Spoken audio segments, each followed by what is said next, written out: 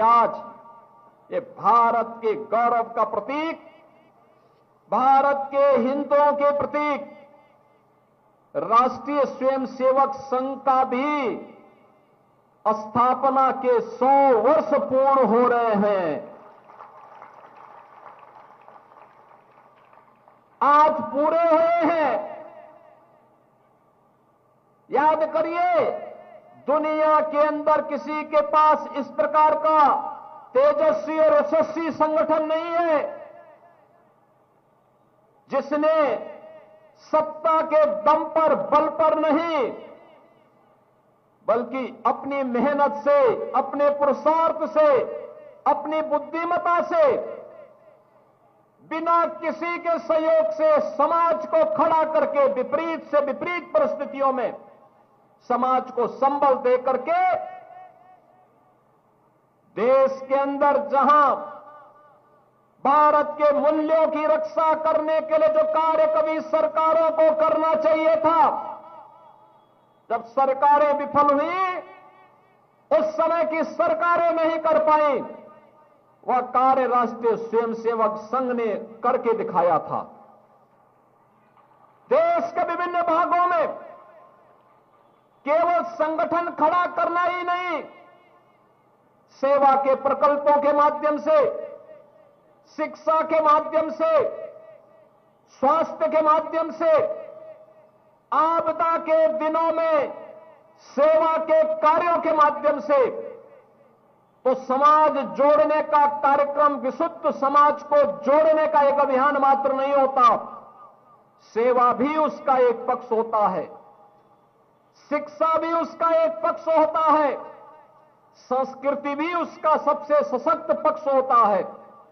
और इन सबको समाहित करते हुए राष्ट्रीय स्वयंसेवक संघ ने 100 वर्षों में जीवन के विभिन्न क्षेत्रों में आज जितना बड़ा कार्य किया, हर भारतवासी को और दुनिया के अंदर बसे हुए हर सनातन धर्मावलंबी को उसके प्रति कृतज्ञता ज्ञापित करनी चाहिए। क्योंकि कृतज्ञता ज्ञापित करना ये भारत के सनातन धर्मावलंबियों का दायित्व बनता है। यह हमारा धर्म भी है, क्योंकि सनातन की यही पहचान है कि अगर किसी ने हमारे प्रति कुछ योगदान किया है तो उनके योगदान के प्रति कृतज्ञता ज्ञापित करना ही सनातन की सही पहचान है। यही हमारी सही पहचान है। और राष्ट्रीय स्वयंसेवक संघ ने यही कार्य किया था। लगातार 100 वर्षों से ये राष्ट्रीय स्वयंसेवक संघ जैसा ही संगठन था जिसने आज हजारों भारत की राष्ट्रीयता, भारत के मूल्यों और भारत की संस्कृति का सम्मान करने वाले शिक्षा के ऐसे केंद्र, सरस्वती शिशु मंदिर और विद्या भारती के माध्यम से 12,000 से अधिक ऐसे शिक्षण प्रशिक्षण संस्थान शिशु स्तर से लेकर के उच्च स्तर तक के शिक्षण संस्थान देश को प्रदान किए बिना किसी सरकारी सहायता के। से हजारों की संख्या में स्वास्थ्य के प्रकल्प दिए। भारत की संस्कृति और भारत के मूल्यों पर आधारित कार्यों को आगे बढ़ाया। श्रमिकों को राष्ट्र निर्माण के कार्य के साथ भारतीय मजदूर संघ लगा हुआ है। वनवासी क्षेत्रों में श्री राम वनवासी छात्रावास के माध्यम से अपने गिरिजनों को, जनजातीय समुदाय को जोड़ने का कार्य, उन्हें आगे बढ़ाने का कार्य, उनके जीवन में परिवर्तन करने का कार्य हो रहा है।